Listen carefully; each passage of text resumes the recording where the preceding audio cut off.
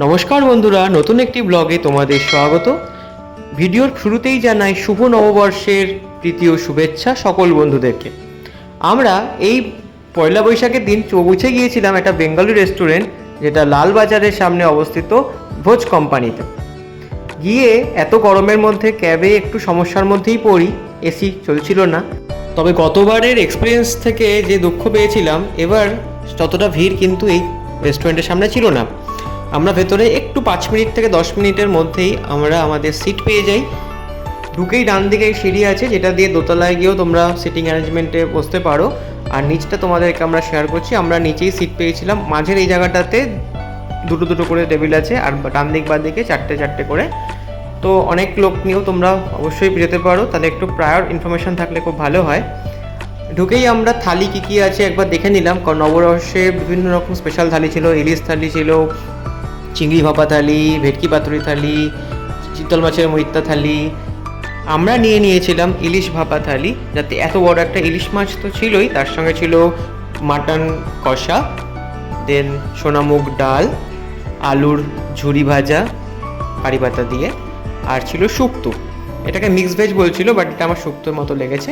আর ছিল কচু পাতায় চিংড়ি, দেন মিষ্টি দই, চাটনি এবং একটা চমচম কলা পাতায় দেওয়া হয়েছিল, সার্ভ করা হয়েছিল। আর একটা এত বড় ফিশ ফ্রাই ছিল। ওরা ভালোই সার্ভ করে দিল, আর আমরা এই ফিশ ফ্রাই খেতে খেতে ভিডিও তুলতে ভুলে গেছি। আর যথেষ্ট ভালো মাছের পিস দিয়েছিল, তার সঙ্গে কোটিংটাও খুব পাতলা।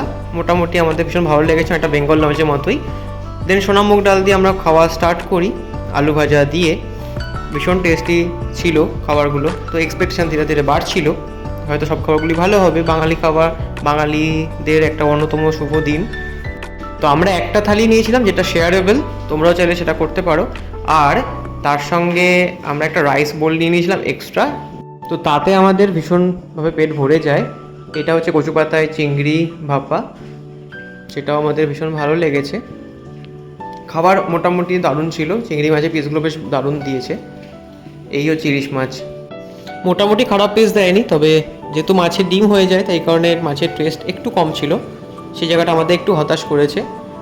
আর এরপরেই আমরা চলে যাব সেই মাটন কষার দিকে, যেখানে অপশান থাকছে চিকেনের সাথে অল্টারনেট করে মাটন, যেটা তোমরা নিতে পারো।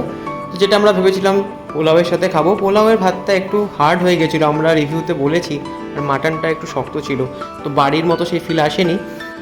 দেন ডেজার্টে ছিল মিষ্টি দই, টেস্টি ছিল, আর ছিল চমচম অ্যাজ ইউজুয়াল। তো খাওয়াটা মোটামুটি আমাদের ভালোই হয়েছে। দেন আমরা বাড়িতে ব্যাক করলাম। তোমরা কেমনভাবে এই বছরের নববর্ষ সেলিব্রেশন করলে অবশ্যই কমেন্ট করে জানিও। খুব খুব ভালো থেকো, দেখা হচ্ছে নেক্সট ভিডিওয়ে। Thank you.